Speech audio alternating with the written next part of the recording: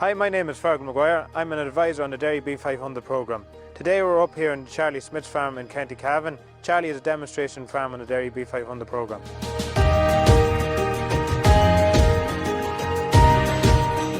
There's no doubt that the most profitable beef production systems make maximum use of grazed grass in the diet of cattle.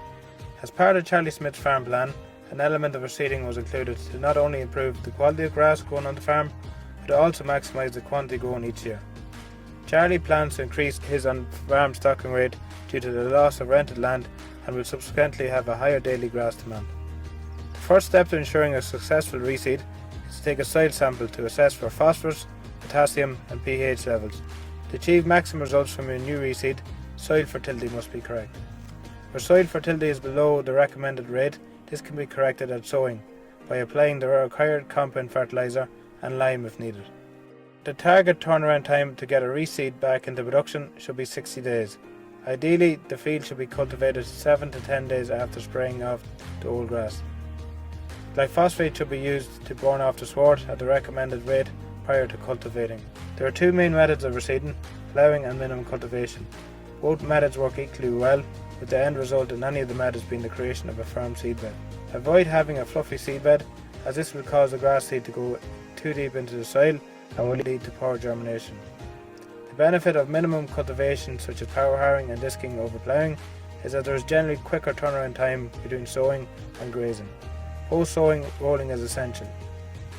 When choosing grass varieties, the varieties in the Teagasc Pasture Profit Index (PPI) should be included in the mix. Farmers should also select varieties based on what they intend to use the field for. So for example, if you plan to put your reseeded field over silage production, go with seed varieties that score highest on the silage sub-index and the PPI. A post-emergent spray should be applied 5 to 8 weeks after seeding to eliminate broadleaf weeds that have germinated. If clover is contained in the seed mix, then a clover safe spray should be used. Graze the new reseed as soon as the plants do not pull out of the ground. The first few grazings should be grazed at covers of around 1100 kg of dry matter per hectare, which would equate to grass of around 8 to 9 centimetres high.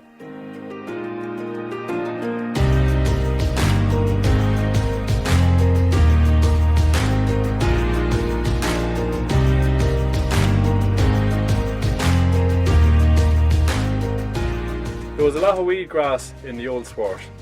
This field was usually used for silage production. As you can see, the yield was very poor and it headed out very early in the year. So the quality of the silage that we made was not what we'd like it to be, so we decided to plough these fields as I felt it was very compacted through to heavy machinery at silage time. The mix I selected contained varieties rated highly on the Pasture Profit Index, and it was suited for an early graze in the spring, one cut silage in mid-May and grazing for the remainder of the year. The soil fertility has been addressed also with lime, P and K being applied as required.